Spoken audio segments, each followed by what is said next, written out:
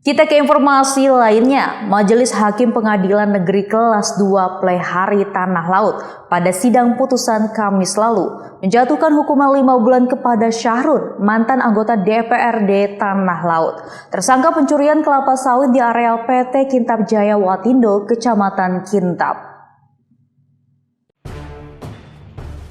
Tersangka kasus pencurian tandan buah segar sawit TBS milik PT Kintab Jaya Watindo atau PT KJW yang menjerat Syahrun, mantan anggota DPRD Tanah Laut, dihadirkan ke meja hijau.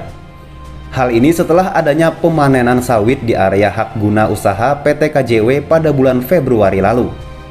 Dalam sidang yang dilaksanakan Kamis lalu ini, putusan majelis hakim lebih rendah dari tuntutan JPU Kejaksaan Negeri Tanah Laut yang menuntut Syahrun 10 bulan penjara.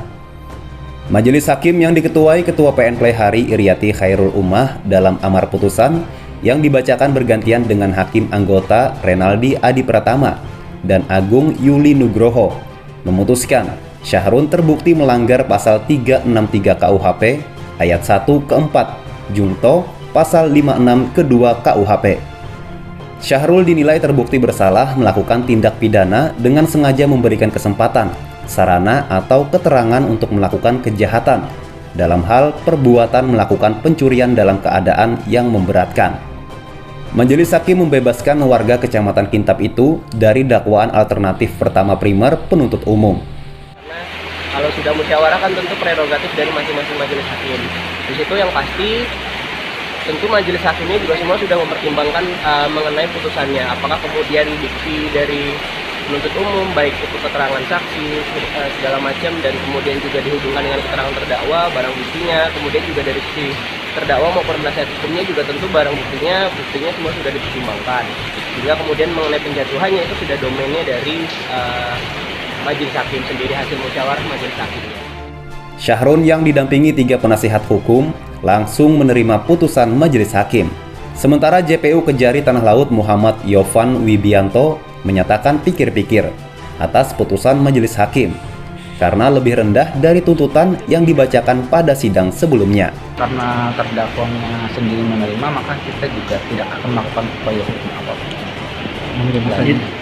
Jadi nunggu kejaksaan lagi nih. Tinggal menunggu dari pihak penuntut umum apakah dalam masa pikir-pikir ini selama 7 hari apakah akan melakukan proses hukum, mengajukan proses banding atau tidak.